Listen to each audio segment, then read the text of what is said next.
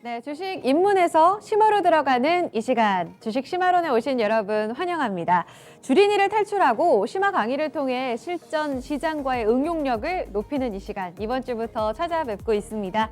오늘은 월요일에도 인사드렸죠. 월목 전담 교수 두 분과 함께하겠습니다. 토마토 투자클럽 문서진, 김혜진 전문가입니다. 어서 오세요. 네, 안녕하세요. 네, 오늘따라 굉장히 또 수트가 참 잘 어울리시는 두 분입니다. 네. 멋지네요. 네, 제가 뭐 요즘에 너무 이제 힘을 빼고 있었던 것 같아가지고 너무 이제 편안하게 좀 복장을 하고 다니니까 안 되겠다. 이제 좀 쪼우자. 코르셋을 좀 쪼우자 싶어서 뭐 근데 언제든지 다시 저는 코르셋을 풀 수 있습니다. 그러니까 오늘 그냥 기분이 그래서 한번 다시 입어보고 싶어서 오랜만에 좀 갖춰봤습니다. 정말 멋있어요. 지금 클래식한 강의가 오늘 기대되는 그런 날입니다. 믿고 듣는 두 분의 강의 오늘도 기대 많이 해주시고요. 오늘 주제에 앞서서 시장 좀 훑고 올까요? 시장 분위기가 거래소 쪽으로 더 좋아지는 것 같은데. 자, 최희정 캐스터, 2시 구간의 시장 분위기는 어떻습니까? 네, 전문가님의 멋진 수트까지 잘 봤고요. 그럼 기초부터 다져보겠습니다. 먼저 2시 구간 시장 상황입니다. 조금 전에 코스피가 고점을 뚫어내기도 했는데요. 현재 구간에는 전거래 대비해서는 1.12%대 상승, 현재는 3,149선 지나가고 있습니다. 그리고 거래대금은 현재 구간에는 18조 원 넘어서고 있는데요. 분봉 함께 확인해 보겠습니다. 간밤 미증시가 일제히 상승 마감됐고 또 사상 최고치를 경신하기도 했죠. 여기에 영향받은 우리 증시의 흐름도 괜찮은데요. 현재 구간에는 코스피가 출발 흐름 괜찮았습니다. 3,123선에서 출발됐고 그리고 장 초반 10분 만에 3,149선까지의 터치가 나오기도 했습니다. 그 뒤로는 어느 정도의 변동폭을 나타내기는 했지만 상승세 유지했고요. 조금 전에는 3,151선 고점 터치가 나오기도 했고 현재 구간에도 고점 부근입니다. 3,148선 지나가고 있습니다. 그럼 이어서 수급으로 넘어가 보겠습니다. 새 주체 포지션이 명확하지는 않습니다. 그래도 외국인이 1,000억 원 넘게 담아가고 있고요. 기관의 경우에는 연기금은 담고 있지만 또 금융투자에서는 팔고 있습니다. 이로 인해서 현재 구간에는 그래도 210억 원가량의 매수 우위를 나타내고 있고요. 현재 구간에 개인 홀로 팔고 있습니다. 1,000억 원가량의 매도 우위가 집계되고 있습니다. 이어서 업종별 등락 현황으로 넘어가 보겠습니다. 현재 구간에는 상승하고 있는 업종이 더 많습니다. 먼저 상승하는 쪽부터 살펴보시면 오늘 장에는 운송 장비와 운수 창고가 나란히 3%대 강세 흐름을 나타내고 있는데요. 이번에 운임지수 상승에 따라서 해운주가 강세 흐름을 나타내고 있습니다. 그리고 오늘 장에는 유통업종도 3.5%가량 올라와 주고 있고 통신과 서비스, 오늘은 또 언택트 투톱이 외국인 기관의 양 매수세가 집계되면서 흐름 좋죠. 서비스 업종까지도 1.8%대 오름세가 집계되고 있습니다. 그럼 이어서 시총상위주의 등락 현황으로 넘어가 보겠습니다. 현재 구간에 내려가고 있는 종목도 함께 체크해 보시면은요. 전기가스 업종이 0.8%대 내림세가 집계되고 있고 의료정밀과 비금속 광물 또 종이목재, 섬유 의복 순으로 내림세가 집계되고 있습니다. 그럼 다시 시총상위주의 등락 현황 넘어가 보겠습니다.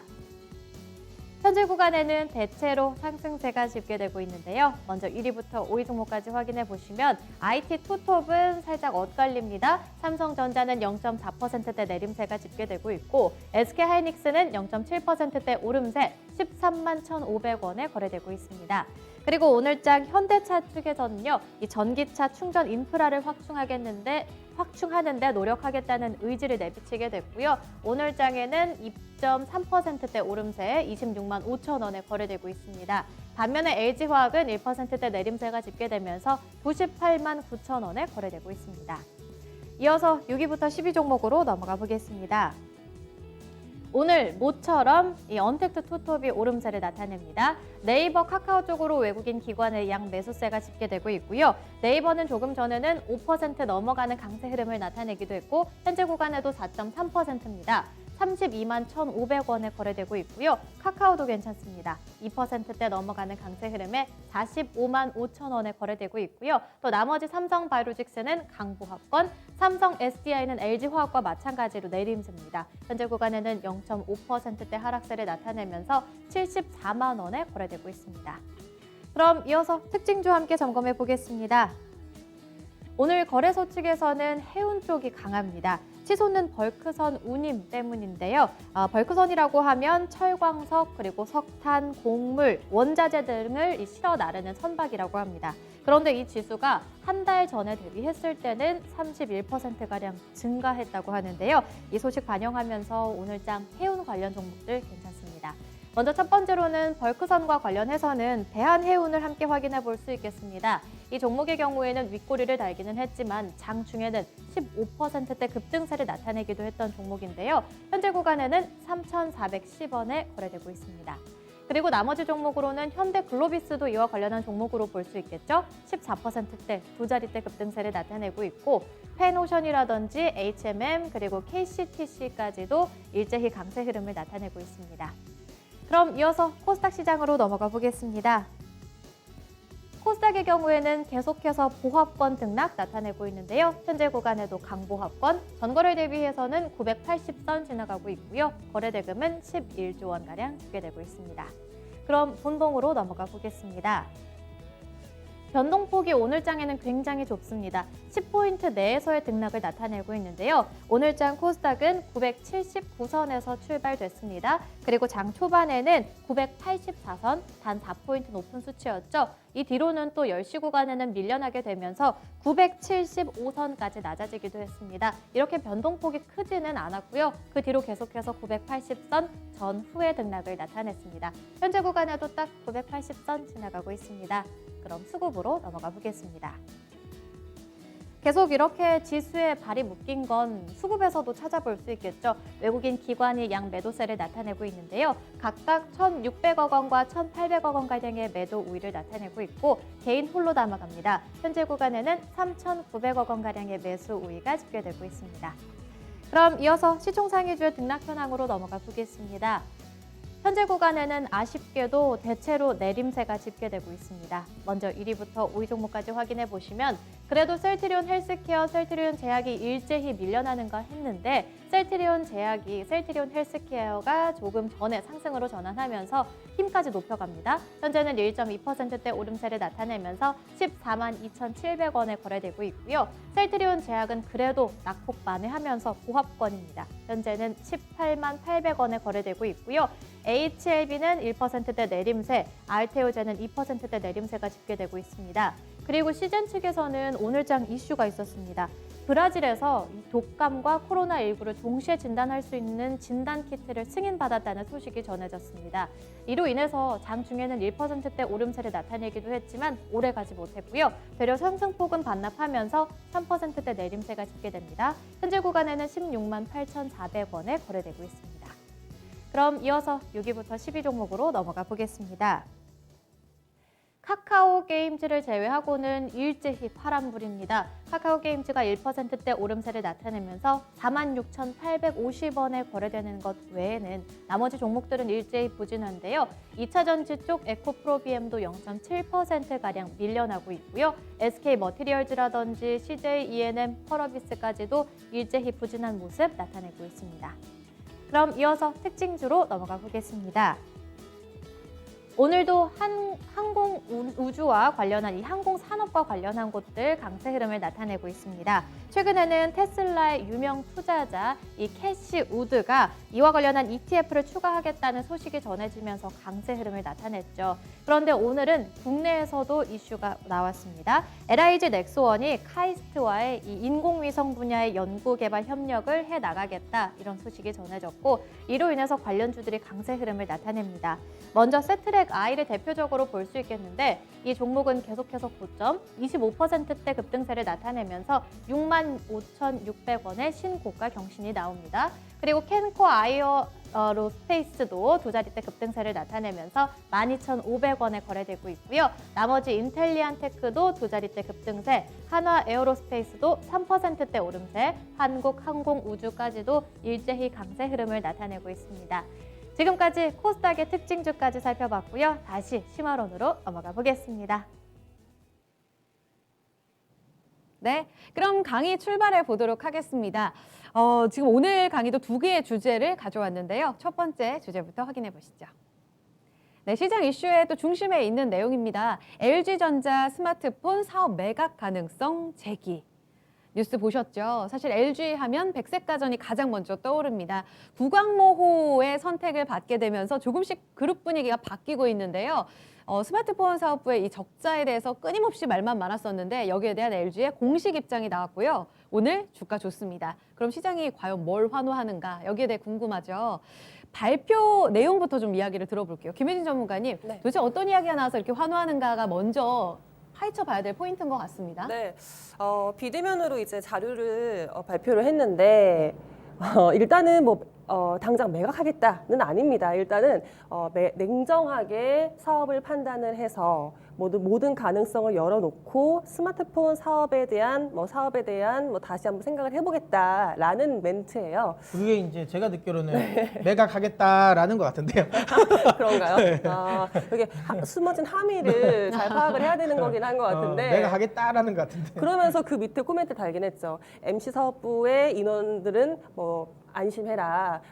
해고는 하지 않을 것이다. 다른 고용 데는 안정성은 준다. 그렇죠. 네, 그래서 그런 식으로 말했기 때문에 시장에서는 이거 거의 매각으로 두각을 좀 잡아가고 있는 것 같다. 가닥을 잡아가고 있는 것 같다라고 예상을 하는 것 같고요. 네. 그렇게 발표가 된 이후에 LG전자의 주가는 지금 신고가를 어제- 치고 가면서 네. 계속 좋은 흐름을 보여주고 있습니다. 아무래도 LG전자의 그 스마트폰, 그러니까 MC 사업부라고 하죠. 항상 붙여지는 애칭이라 할까요? 그 명칭이 좀 좋지가 않았어요. 항상 애물단지, 아픈 아픈 손가락, 네. 그리고 폴더블 폰으로 핸드폰을 접으라고 했더니 사업을 접을 작정이냐 이런 식으로 뭔가 되게 스마트폰 산업에 대해서 시장에서 보는 시각이 좀 좋지는 않았거든요. 워낙에 수익을 못 내고 있었으니까 적자인 부분이 얼마나 있었으니까. 안 좋았던 거예요? 한번 볼까요? 제가 그 실적 그래프를 준비하기도 했는데요. LG전자든 삼성전자든 각 사업부를 이렇게 나누고 있거든요. 네. LG전자 같은 경우에는 일단은 지금 홈 엔터테인먼트 줄여서 HE라고 하는데요. 네. 이쪽에 들어가는 게 이제 TV, 가전 쪽. 그렇죠. PC, 모니터 이런 게 이제 홈 맨 위에 엔터테인먼트 있고요. HE가 보이고요. 그리고 밑에가 이제 모바일 커뮤니케이션 MC, 네, 스마트폰이고 그다음에 홈 어플리언스 앤 에어 솔루션 이게 바로 그 LG의 백색 가전이죠. 네, 냉장고, 세탁기, 청소기 그리고 에어컨이 네. 들어가는 게 이제 H&A라고 돼 있고 또 LG전자의 미래 성장성이 잠재되어 있는 사업부가 VC가 있는데 여기 이제 비이클 보이실 거예요. 네. 비이클 컴포넌트 솔루션 이게 전장 사업. 네. 이쪽에서 최근에 또 마그나 쪽에서의 미래 합자 소식도 먹거리 들렸고. 쪽이죠, 여기가. 그렇죠. 여기 네. 기대감을 가지고 있는 부분인데 이렇게 HE, MC, H&A, VC 있을 때 일단 매출액을 보시는 것보다는 네. 영업이익으로 네. 한번 볼까요? 다 마이너스인데요. 그렇죠. 유독 마이너스인 사업 부분들이 있죠. 그러니까 HE, PC 이쪽은 괜찮아요. 지금 홈 네. HE는 TV, 모니터, PC 이쪽은 괜찮은데 가운데 번째요. 그렇죠. 네, MC. 그죠? 모바일 쪽이 계속 영업이익이 적자를 지금 면치 못하고 있고요. 이게 지금 2015년 이후에 계속 적자예요. 6년 동안 계속 적자고 23분기 연속으로 지금 적자를 그렇군요. 기록을 하고 있는 부분이고 또 적자인 부분이 있죠. LG에서 밑에. 그렇죠. 밑에 VC 네. 보이실 거예요. 이건 전장이거든요. 네. LG전자에서 이 부분도 항상 적자였어요. 그런데 조금 가시적인 건 다른 점은 그렇죠. 그 부분에서 플러스로 바뀌죠. 네. 올해 3분기부터는 이게 지금 흑자 전환할 것으로 보이고 있는 부분이 이제 앞으로 미래차 전장 부분에서의 마그나 쪽의 합작 소식도 들리고 있기 때문에 이쪽에서는 이제 되게 괜찮아. 얘는 가지고 있는 것도 괜찮고 오히려 더 사업성이 생겼어라고 보는 건데 MC가 항상 문제였어요. 스마트폰. 그리고 스마트폰 시장이 워낙에 포하기도 하지만 LG가 지금 중국 업체들에 비해서도 지금 점유율이 너무 높지가 않거든요. 거의 1%대의 점유율을 가지고 있어서 글로벌 점유율은 10위 잘 받으면 10위예요. 10위 내외로 지금 점유율을 기록을 하고 있으니까 이쪽을 어떻게 해야 될까 항상 좀 골칫거리였던 것 같아요. 그렇다고 삼성이 열심히 하고 있는데 LG라고 안 할 수도 없는 부분이 있었고 그렇게 했는데 투자자 입장이나 사업자 입장에서는 좀 이제 바꿔야죠. 체질 개선을 해야 한다고 생각을 했겠죠. 그렇기 때문에 지금 매각을 좀 생각을 하고 있는 것 같고요. 그런데 이미 LG전자가 지금 스마트폰에서 자체적으로 생산하는 부분은 적거든요. 지금 이미 전체적으로 60% 정도는 지금 ODM으로 진행을 하고 있는 부분이에요. 그래서 이번에 매각을 단행을 하게 되면 영업이익이 물론 증가를 할 겁니다. 드라마틱하게 증가를 할 거지만 뭐 예상하는 것만큼 지금 실적을 끌어올리진 않겠지만 그래도 일단 마이너스인 부분을 떼고 갈 수 있는 부분이 되는 거니까 여기에 대한 성장성을 붙일 수 있고 좀 가벼워지는 거죠. 실적적인 부분에서도. 그리고 가전제품 부분에서는 이제 프리미엄 쪽으로 좀 가겠다고 예전에 계속 말을 하고 있잖아요. 네. 그러니까 조금 더 프리미엄 사업을 확장을 하고 또 역시나 전장 쪽의 사업을 좀 더 매진하겠다라고 말을 하고 있으니까 네. 이쪽에서의 좀 시장에서의 반응은 좋습니다. 일단은 그렇군요. 네, 이게 최상의 시나리오다라고 생각을 하고 있는 거죠. 네. ODM으로 전환을 하고 구조 변경하고 그런데 이제 사업 매각까지 고려한다고 하니까 아 진짜 안 좋은 쪽은 이제 체질 개선을 하겠다는 거구나. 여기에 대해 환호를 했다. 이렇게 해석을 해주신 거네요. 그러면 사실 좀 의문인 게요. 지난주가 CES였습니다. 네. 한 주 내내 진행이 되면서 삼성, LG 쪽으로 포커스가 맞춰졌는데 이때 LG에서는 또 가상인간 김래아 출연하면서 이때 롤러블 폰 깜짝 영상을 아마 보신 분들 계실 거예요. 10초 정도였었는데 임팩트가 상당했다는 이야기였거든요. 맞아요. 그러면 LG전자 쪽에서 미리 이런 생각들을 뭐 네네. 고려를 안 할 거면, 했을 수 없었을 텐데 이렇게 혁신적인 걸 보여줄 거라면 네네. 미련이 있는 거 아닌가? 기대감 좀 있지 않을까라는 생각도 드는데요. 저는 이제 사실 그 CS에서 롤러블 폰을 딱 나오는 걸 보고 왜 이런 생각을 처음에는 했었거든요. 그리고 나서 이 매각 이야기가 나오는 걸 보고 라는 생각이 들었습니다. 어떤 연결고리요? 왜냐하면 네. 사실 롤러블 폰의 핵심은 디스플레이잖아요. 주변에 뭐 껍데기가 이게 뭐 얼마나 뭐 혁신이겠습니까? 결국은 이게 이제 결국 이제 디스플레이가 이렇게 말린다라는 건데 네. 그러면 핵심은 디스플레이에 초점을 맞춰야 되잖아요. 예. 근데 그 디스플레이를 LG 디스플레이가 아니에요. BOE 걸 썼어요. BOE. 이번 그 롤러블 폰. 롤러블 폰이. 그러니까 오히려 BOE를 홍보해 준 거예요. 그러니까 LG전자가 굉장히 뭐 상소문 폰이라고 와 이거 롤러블도 와 해서 네. 알아봤는데 정작 핵심 부품은 뭐 BOE 겁니다. 네, 그러니까 이걸 보고 느꼈죠. 더 이상 사실 사업 의지가 별로 없구나. 만약에 LG전자가 이쪽에 대한 의지가 아주 강력했다면 네. 저는 저렇게는 안 했을 것 같아요. 예, 그러니까 이게 제 생각이 이건 겁니다. 이미 지금 이 롤러블 폰과 관련된 부분에 이쪽에 이제 드라이브는 지금 이제 어쨌든 이 3세 경영 전에 이미 시동은 걸려 있었던 거고 그거를 뭐 만들어 놨는 걸 또 안 내보낼 수는 없는 거고 약간 숙제 해놨는데 그냥 숙제 검사 받는 약간 느낌이다 라고 생각이 들고요. 결국에는 지금 뭐 저는 이번에 뭐 LG뿐만 아니라 LG, 현대, 그다음에 한화, 삼성 전부 다 이제 3세 경영으로 넘어가잖아요. 네. 그래서 굉장히 강력한 혁신이 지금 진행되고 있거든요. 맞아요. 그렇기 때문에 특히 이번에 3세 경영의 가장 핵심은 돈 안 되는 사업부를 아주 과감하게 쳐내는 거거든요. 지금 3세들은. 그러니까 예전에 아버지 세대 때 있었던 부분, 그러니까 예를 들어 조금 더 뭐 이렇게 이 오너로서의 소위 뭐 책임감, 애착이 애착이 갔던 가는 걸 끌고 가는 게 없어요. 그러니까 일단 봤는데 아버지 세대 때는 이제 뭐 실질적으로 우리가 사업에 있어서는 이게 별로다 싶으면 잘라내는 거고 저 돈 너무 많이 드는 건데라고 또 생각하는 거는 또 돈이 될 것 같으면 또 과감하게 투자를 하는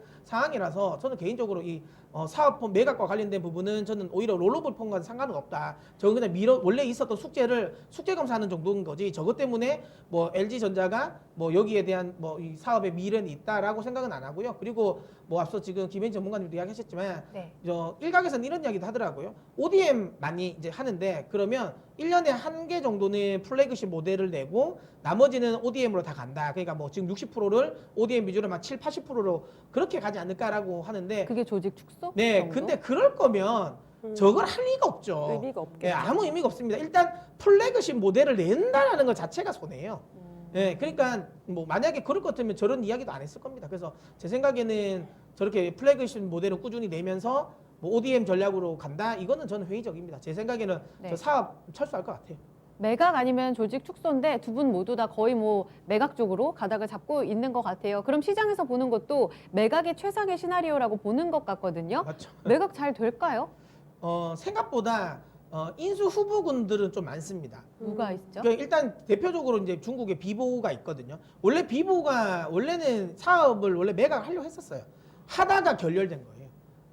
이미 M&A 논의가 있었다고요? 했었어요. 하다가 비보랑 결렬이 된 거고요. 네. 그 다음에 지금 이제 MS랑 구글도 대상은 되거든요. 왜냐하면 이제 MS 구글, 그러니까 이 스마트폰이라는 거 네. 핵심은 IoT잖아요. 그러니까 LG가 이걸 못 놓은 이유는 IoT 때문이에요. 왜냐하면 본인들이 가전을 만들잖아요. 그렇죠. 본인들이 이제 자동차 전장 쪽에도 지금 가잖아요. 네. 통신사도 가지고 있잖아요. 다 스마트폰으로 예, 조정이 다 가능한데. 스마트폰으로 연결될 수 있는데 이 그쵸. 핵심이 이거를 내가 놓치기가 싫은 거였던 거죠. 그래서 억지로 끌고 왔는데 결국에는 안 될 거야. 지금은 이제 포기하는 거고. 근데 지금 MS도 그렇고 구글도 그렇고 IoT로 넘어가면서 그쪽에 투자를 많이 한단 말이에요. 근데 사실 본인들이 갈 수 있는 IoT의 핵심이라고 할 수 있는 이 스마트폰을 본인들이 스스로 만드는 건 별로 없지 않습니까? 물론 뭐 각각의 모델들을 내긴 했지만 사실 인기는 없으니까 네. 이거를 이제 뭐 인수를 좀 할 수도 있는 부분이긴 하고요. 그다음에 비보는 다시 한번 그때는 사업을 팔 의지가 없었지만 지금은 조금 더 사업을 매각할 의지가 있으니까 다시 한번 인수자가 될 것 같고요. 그 다음에 플래그십 모델 쪽의 라인을 저는 분리할 가능성도 있다고 보거든요. 그러니까 네. 플래그십 모델 쪽은 뭐 요쪽 거는 요쪽에만 팔고 네. 그다음에 이제 중저가 관련 그 라인은 네. 또 요쪽에 따로 분리를 할 것 같은데 만약에 중저가 라인에 이 사업부를 떼서 매각을 하면 인도나 그다음에 베트남 쪽도 가능합니다. 특히 베트남 같은 경우는 빈 기업이 또 굉장히 지금 좀 적극적으로 지금 이야기를 하고 있거든요. 특히 LG전자의 또 대부분 생산 공장이 또 베트남에 또 위치해 있잖아요. 네. 그렇기 때문에 중저가폰 사업부는 또 베트남에 또 따로 또 매각할 수도 있다. 이러되면 매각을 하는데 인수하는 사람 입장에서는 부담이 적죠. 네. 통으로 팔았을 때는 전체 대금이 크니까 좀 부담이 또 큰데 이렇게 분리 매각을 하면 또 오히려 또 인수하는 입장에서는 또 부담이 적으니까 그리고 본인들이 또 원하는 것만 또 가져갈 수 있는 거잖아요. 네. 그래서 충분히 저는 매각 가능성이 높다고 봅니다. 오, 매물로서의 뭔가 평가도 좋지 않을까? 네. 그러면 수혜받을 종목에 대해서 지금 코크린 머피님도 LG전자 더 가겠지만 추격 매수 안 되지 않을까요? 아니면 아직도 기회가 있나? 이렇게 또 질문을 주셨거든요. 지금 다 LG전자 디스플레이 신고가 나오고 있습니다. 이쪽으로는 이 매각 가능성을 감안했을 때 전략적인 측면 어떻게 접근할 수 있는 건가요? 네. 제가 이야기할게요. 제가 할게요. 네, LG전자의 이번에 뭐 매각과 관련된 스마트폰 사업 매각과 관련된 뭐 수혜 주 또는 LG전자의 지금 뭐 투자 네, 오늘 또 지금 벌써 10%나 올랐으니까 그렇죠. 부담이 네. 되겠죠. 신고가를 치고 가는 네. 상황에서 전 오히려 더 가벼워질 수 있을 거라 생각을 해요. 오히려 더 지금부터 시작이지 않을까라고 생각을 합니다. 신고가 지금부터 이제 찍었잖아요. 이때부터 가벼워지면서 더 갈 수 있는 룸은 열려 있다고 생각을 해요.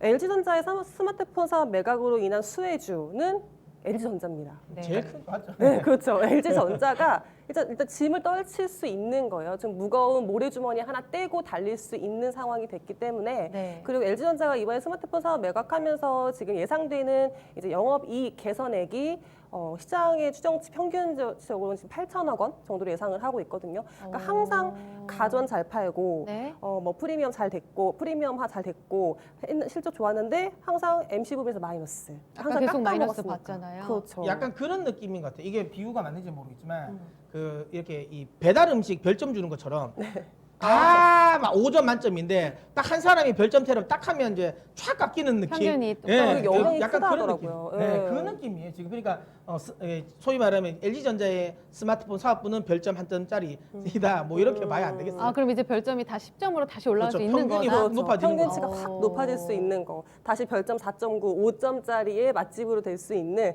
그리고 거기에 플러스 하나 더 로봇 한다고 하죠. 미래차 한다고 하죠. 오히려 지금 실적이 더 배가 될 수 있는 요즘에 뭐 성장 산업이라고 안 하죠. 네. 혁신 산업이라고 하는데 그쪽에서의 지금 길을 잘 찾고 있잖아요. 네. 그러니까 그쪽에 대한 뭐 가시성도 붙었으니까 더 네. 실적도 좋아질 것 같고 그리고 관련주에서 수혜받을 수 있는 것도 LG 디스플레이도 지금 잘 가고 있는 오늘 부분이 너무 좋더라고요. 그렇죠.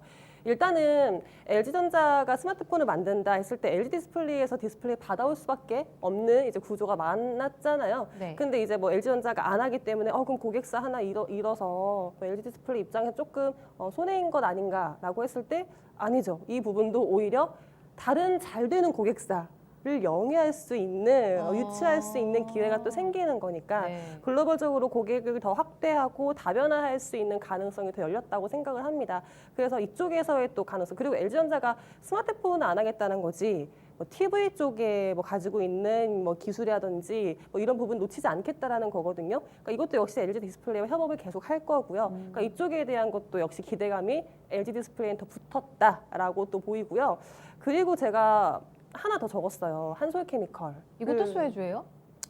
최근에 이제 LG전자는 OLED라고 이제 좀 명명을 하는 게 있는데 딱 정해져 있는 부분도 있는데 근데 OLED가 아닌 시장에서의 지금 반응이라든지 뭐 매출액으로 봤을 때 또 지금 LCD TV가 되게 잘 팔리고 있거든요. 네. 그렇기 때문에 지금 LG전자도 LCD 모델인 QNED를 내놓겠다라고 지금 말을 하고 있습니다. 네. 근데 QNED 디스플레이 관련해서 많이 공부하시고 보신 분들은 아실 거예요. 이거 삼성전자가 하는 거 아닌가. 네, 퀀텀 닷 나노셀 이제 OLED LCD 디스플레이거든요.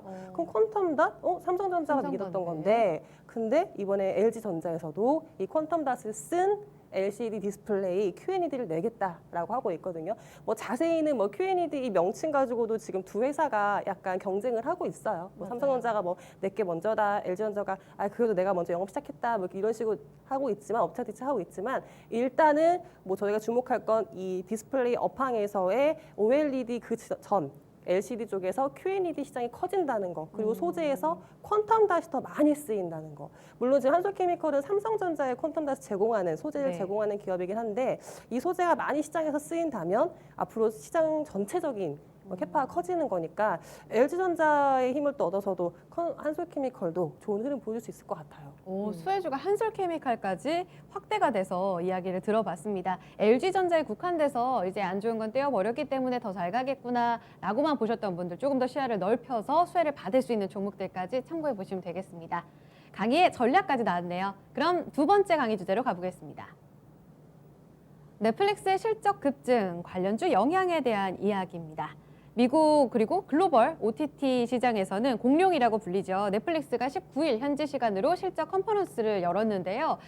미국장 마감하고 나와서 아마 어제 19일은 반영이 안 됐고요. 현지 시간으로 22일자 보니까 나스닥 100종목 내 제일 잘 갔더라고요. 네. 신고가가 나왔습니다. 과연 이 종목이 잘 가는 게 우리에게 어느 정도나 영향이 있을까? 그 연결고리를 또 교수님들이 풀어 헤쳐 주셔야 될 것 같거든요. 일단 실적 얼마나 잘 나온 건가요? 네, 넷플릭스의 실적에서 일단 미국의 주당 순이익을 보시면 1.3달러로 지금 시장에서 예상했던 예상치보다도 절반 넘게 52%가 큰 폭으로 상회를 한 수치이거든요. 그러니까 이게 저도 궁금한 게 이게 도대체 얼마나 이 보수적으로 봤나 이 정도까지. 근데 물론 근데 매출이 많이 안 늘었어요. 아. 매출은 조금 늘었는데 이제 순이익이 많이 늘었다라는 거는 뭐 사실상 가입자 중에서 뭐 저 같은 사람이 많이 는 것 같아요. 그러니까 어떤 라이트 요금 사람인가요? 하다가 네. 그러니까 왜냐면 이거 뭐 이 넷플릭스를 많이 가입하시는 분 아시겠지만 이게 원래 하나의 공유를 많이 하잖아요. 그렇죠. 넷플릭스 근데 이건 뭐 넷플릭스가 서로 공유하잖아요. 원래 이렇게 쭉쭉 뿌리라고. 그래서 많이 공유하는데 예전에는 집콕 쪽이 많이 없을 때는 내가 보고 싶을 때 보면 뭐 공유했던 사람들 다 안 보잖아요. 근데 다 집에 있으니까 네. 내가 보려고 하면 딴 사람이 하고 있는 거예요. 스트리밍이 네, 끊겨버리는. 끊지 그냥 이 뭐지? 그러면 그러면 그냥 프리미엄 하자 이렇게 되는 거예요. 아, 저- 프리미엄 하면은 공동으로 같이 한 볼 수 4명까지도 있어요? 돼요. 최대 4명. 그러니까 이제 그게 이렇게 한번 하자라는 게 많아요. 근데 그러니까 가입자 수와 관련된 뭐 매출은 뭐 근데 그 순이익이 많이 늘었을 것 같다는 생각은 들더라고요. 그런 것 때문에. 아무래도 라이트 요금보다는 이제 요금제가 프리미엄으로 갈수록 뭐 이익은 더 높아지는 건 당연한 거라서. 주당 EPS가 좋다는 게 질적으로는 좋다라는 건 맞죠? 그리고 이제 또 중요한 건 추가적으로 지출이 또 많이 안 됐다는 거죠. 마케팅이나 이런 비용이 많이 좀 통제가 됐다라는 거. 그런 것 때문에 많이 올라간 것 같습니다. 네. 문선희 전문가님 덕에 또 넷플릭스가 호황을. 네, 그러니까요. 제가 분명히 어제 17% 중에 제가 한 1%는 기회했던 것 같습니다. 그러니까요. 제가 안 그래도 뒤에 글을 준비하게 됐는데 지금 문선희 전문가님이 지금 한국에 계시니까 한국 가입자 수가 증가하는데 일조를 하셨을 것 같은데 그쵸. 그래서 그런지 지금 아시아 쪽에 지금 가입자 수가 정말 크게 지금 증가를 하고 있어요. 넷플릭스 쪽에서. 그러니까 네. 미국은 사실 줄었어요.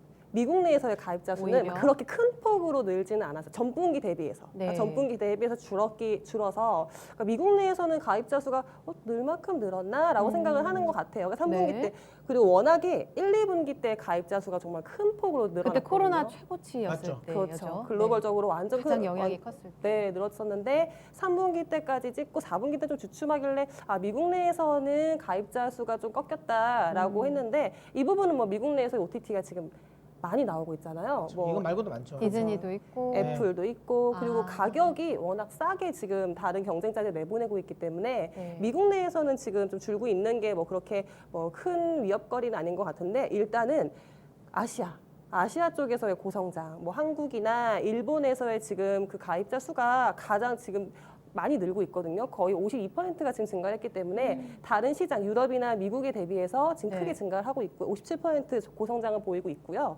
그리고 글로벌적으로는 지금 2억 명을 돌파했습니다. 일단 실적 와. 발표에서 이게 1억 명을 돌파한 게 2017년이었는데 네. 3년 만에 2배가 넘은 거죠. 네, 그러니까 이쪽에서 또 올해, 그러니까 1년에 가입한 그 가입자 순증 규모도 역대 최고치를 끄는 거고, 그래서 작년엔 정말 좀 OTT 시장이 뭐 코로나에 정말 직접적인 수혜를 받지 않았나, 반사 수혜를 받지 않았나, 정말 집에 계시면서 여러 가지 콘텐츠를 많이 보셨던 것 같아요. 그러니까 지금 제 표를 준비하기도 했는데 이 표는 지금 실적 나오기 직전, 그러니까 10월 달까지의 지금 넷플릭스 그 가입자 추이였거든요. 네. 국내든 전 세계든 봤을 때 계속 꾸준하게 늘어났을 때 이 넷플릭스의 전체 가입자 수를 이끌었던 시장은 아시아 시장.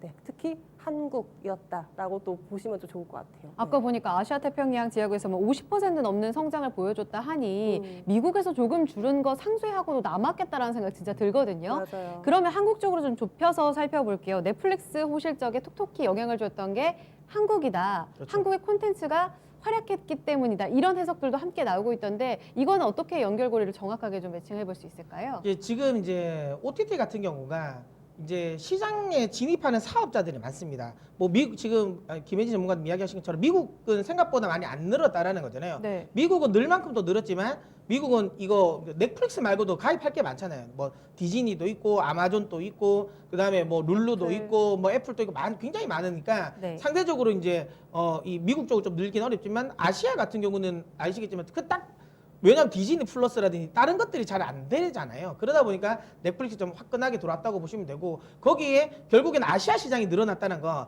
아시아 사람이 좋아하는 컨텐츠가 많이 나왔다라는 거잖아요. 아. 그게 결국에는 우리나라 K 컨텐츠가 일조를 많이 한 거죠. 대표적으로 뭐 우리 이제 여기도 나오지만 이제 K 몬스터 이제 해서 이제 뭐 이거는 부산행부터 스타트를 건 거겠죠. 그리고 이제 이 넷플릭스 쪽 OTT 쪽으로 본다면 킹덤 아, 이게 이제 엄청 글로벌적으로 정말 큰 활약을 흥행을 했죠. 보여줬대요. 그러다 보니까 K몬스터에 대한 기대감이 많아요. 그러면서 이번에 나왔던 스위트홈 이게 지금 2,200만 정점을 명. 찍은 것 네. 같아요. 이번 실적 발표에서 아예 말을 했잖아요. 그렇죠. 한국 드라마 스위트 홈이 1조를 했다. 아. 이게 베스트 5 안에 들어왔어요. 들었어요. 네, 베스트 5. 두 분 안에. 보시나요? 네, 저 봤습니다, 저희. 재밌어요. 정말 재밌나요? 네, 근데 이게 넷플릭스나 이런 OTT의 단점이 한 번 보면 장점이자 단점이에요. 끝까지 다 봐야 돼요. 왜냐하면 한 번에 다 나와 있잖아요. 편이 그러니까 이게 멈출 수가 없다는 게 장점이자 단점이긴 한데 잠이 어쨌든 줄죠. 그래서 스위트홈 굉장히 재밌더라고요. 전 재밌었고 그러면 이게 이제 스튜디오 드래곤 같은 이제 컨텐츠 우리나라 컨텐츠 관련 종목들의 주가 분위기를 긍정적으로 만든 거죠. 그래서 최근에 이 관련 종목들이 많이 급등을 했고 네. 그리고 중요한 건 이제 그러다 보니까 아까도 이야기한 것처럼 미국 내의 성장성은 어느 정도는 이제는 좀 한계가 온 것 같아요. 그래서 지금 뭐 그 넷플릭스 CEO도 그 이야기를 했잖아요. 컨콜에서 안 늘 것 같다. 본인이 이야기했어요. 올해부터는- 컨콜에서 올해부터 우리 증가 안 할 것 같다고 이미 이야기를 했어요.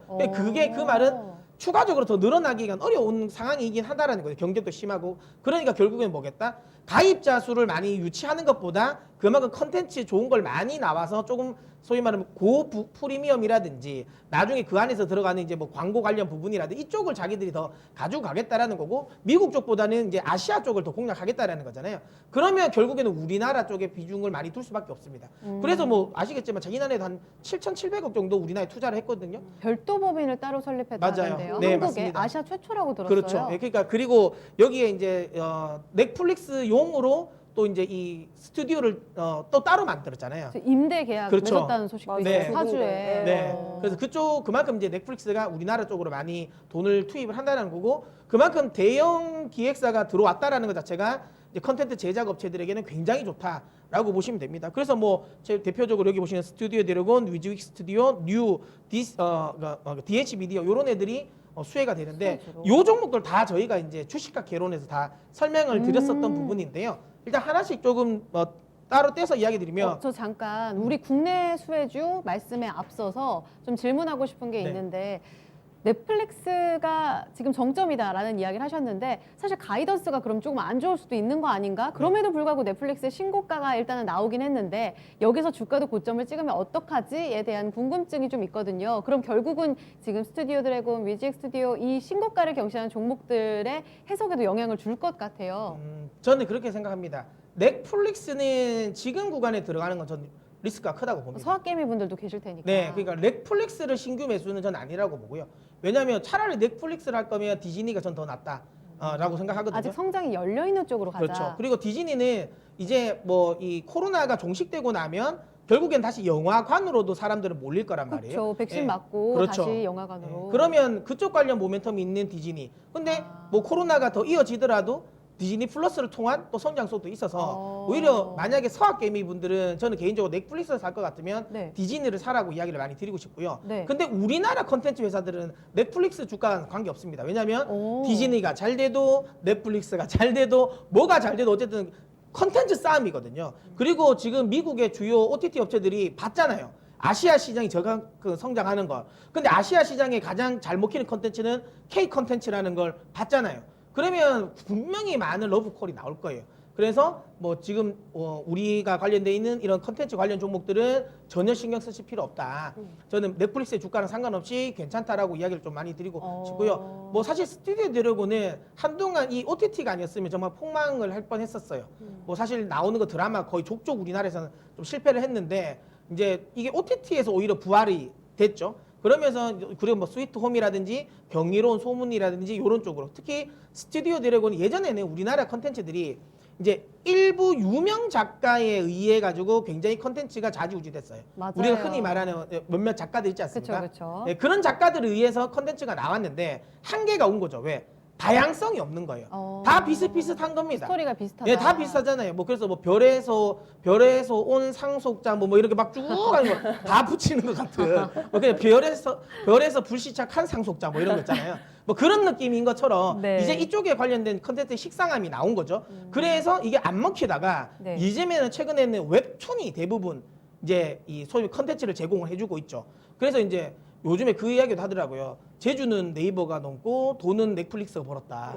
그러니까 왜- 웹툰 IP에 대한 그렇죠. 경쟁력이 좋아지고 있다는 말씀이네요. 그렇죠. 그래서 이제 네이버 쪽도 요즘에 그 네이버도 다시 많이 올라오고 있는 것도 그런 네, 영향이라고 오늘 보시면 좋더라고요. 되고요. 그래서 어쨌든 우리나라 이제 웹툰과 관련된 부분의 컨텐츠는 많이 지금 이제 들어갈 거고요. 그래서 네. 저는 웹툰 관련 쪽에 DNC 미디어 이쪽에 계속 이제 긍정적으로 저는 봐야 된다라고 생각을 하고요. 네. 그리고 어쨌든 이 넷플릭스로 넘어가면 어쨌든 글로벌적으로 본다면 시각 효과와 관련된 부분에 투자가 많이 집행이 될 수밖에 없습니다. 그러면 뭐 위즈윅 스튜디오라든지 후반 작업하는 뭐 덱스터 같은 이런 기업들도 계속 관심을 좀 가지셔라고 이야기 좀 드리고 싶고요. 네. 그리고 이제 뉴가 원래는 극장 사업을 주려고 했어요. 네. 뉴가. 근데 뉴는 조금 발빠르게 이 OTT 쪽으로 빨리 눈을 돌렸어요. 뉴는 정확하게 어떤 사업 쪽으로 지금 돈을 벌고 있고 이렇게 평가를 받는 거예요? 이게 다 OTT 쪽입니다.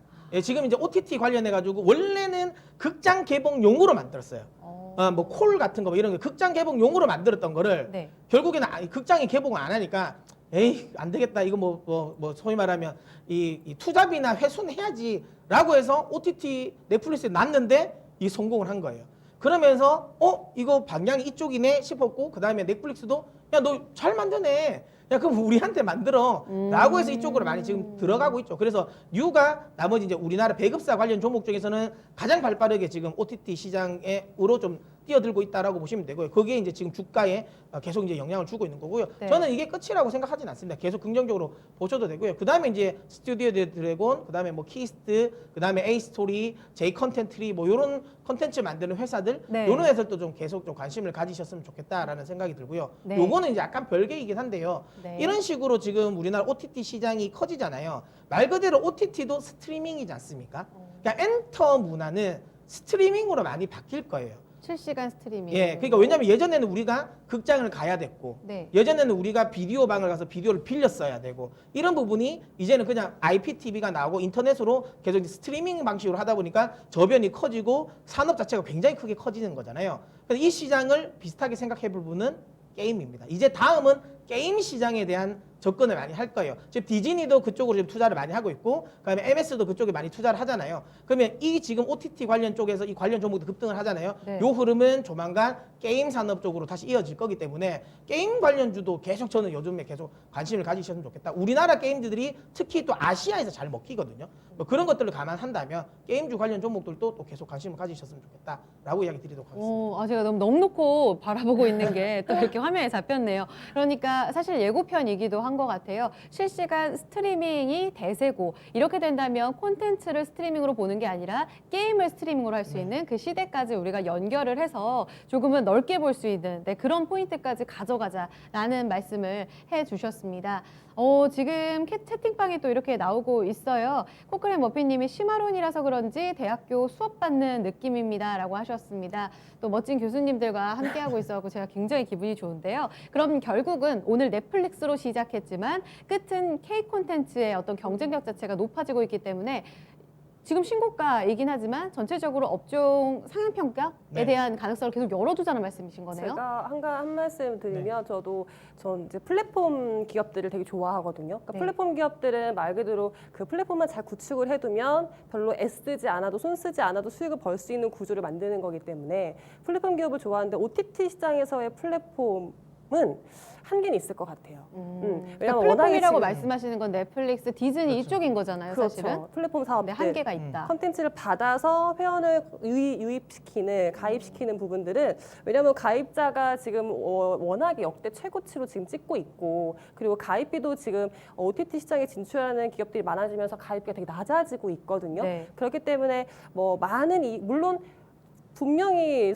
실적이 나빠지는 거 아닙니다. 그리고 올해 같은 경우에는 OTT 회사들의 지금 현금 흐름도 되게 좋아질 것으로 예상이 되고 있기 때문에 실적은 다 지금 긍정적인데요. 근데 한계는 있을 수도 있어요. OTT 시장, 그러니까 OTT에서의 그 플랫폼은. 그렇기 때문에 저희는 컨텐츠에 조금 더 집중했으면 좋겠는 게 컨텐츠는 만들면 팔 수 있는 OTT가 많잖아요. 플랫폼들이 많기 때문에. 그리고 최근에 OTT가 많아지니까 어떤 그 연구 결과에서도 OTT를 2개 이상 보유를 안 하신다 하더라고요, 가입을. 저딱 하나를 2개 갖고 가입하면- 있어요, 네. 저도. 그러세요? 네. 하나를 가입하면 하나를 해지한다 하더라고요. 그렇죠. 그리고 그 해지를 할 때도 내가 보는 콘텐츠가 끝나면 네. 그러니까 마지막 회까지 끝나면 그냥 바로 해지하고 다른 콘텐츠 찾아서 간다라는 거예요. 그러니까 거의 뭐 우리나라 보신 분들 왓챠랑 맞죠? 맞아요. 왓챠랑 넷플릭스 이걸 많이 할 것 두 개 같아요. 왔다 갔다 하시잖아요. 그러니까 중요한 건 컨텐츠인 것 같아요. 내가 이걸 잘 구축해놓은 거 중요하지만 어떤 컨텐츠를 내 OTT를 통해서 볼 수 있습니다라는 게 중요하기 때문에 거기서 잘 팔릴 수 있는 컨텐츠 만드는 기업들은 정말 앞으로 좀 더 성장할 수 있을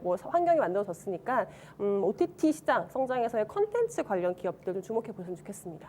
알겠습니다. 전체적으로 이 시장 파이가 커지면 커질수록 계속해서 몸값이 올라갈 것으로 기대되는 콘텐츠 주들, 지금 고점일까에 대한 두려움보다는 이 시장을 크게 보고 이 시장에 대해서 가치 평가를 더 높게 받을 수 있다는 점을 기억하셔야 될 것 같습니다. 오늘 강의의 전략까지 이렇게 함께 들어봤습니다. 두 교수님 보내드려야겠네요. 오늘도 강의 잘 들었습니다. 네. 감사합니다. 시장 분위기 잘 흘러가고 있습니다. 계속해서 이슈와 함께 시장의 강의들을 접목해서 우리가 전략으로 가져가는 주식 시마론. 오늘 강의는 2가지로 이렇게 마무리를 지어보도록 할게요. 오늘도 투자 판단에 도움될 수 있는 정보들 함께 전해드렸습니다. 다만 이 내용은 특정 종목의 상승 하락을 보장하지는 않습니다. 다시 한번 전해드리면서 마감까지 조금 더 기운 내세요. 내일 강의에 뵙겠습니다.